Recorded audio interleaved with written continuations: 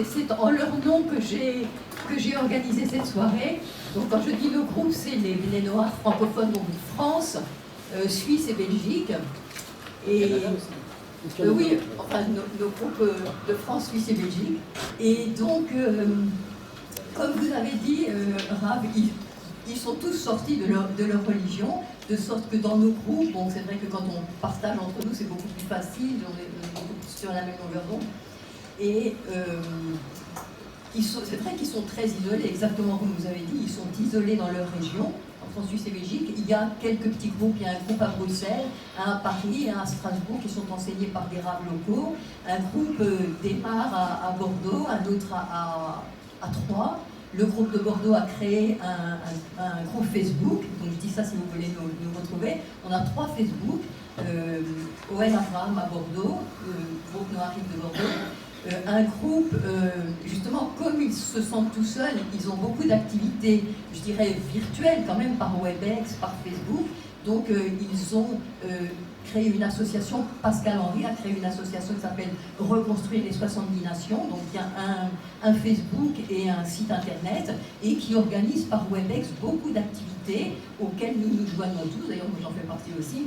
et c'est vraiment extraordinaire avec des enseignements, il y a maintenant des enseignements, autant le Ravifra par exemple, ou Ronia Krish, Ravifra donc la Chassidut Breslev, Ronia Krish sur le Tanar, ou le Ramchal avec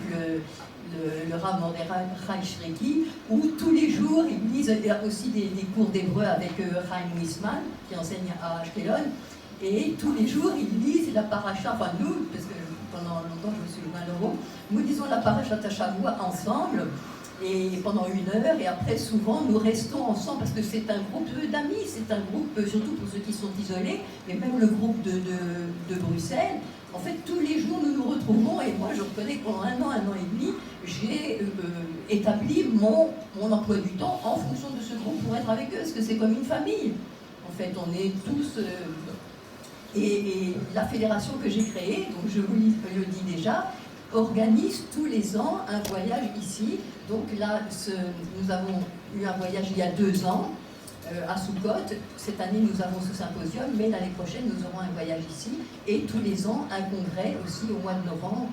à Paris, en vue de travailler avec les rabbinim locaux. Donc, la tête des synagogues et la tête des Batei Rabbah, nous avions l'année dernière le Rav Nissenbaum, donc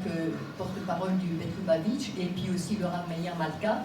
un des responsables du consistoire, 17 ans directeur des conversions là-bas, et cette année je suis déjà en train de préparer celui de novembre. Le Rav Nissenbaum m'a déjà donné l'accord pour être l'un de nos orateurs, et 2 autres rabbinim aussi.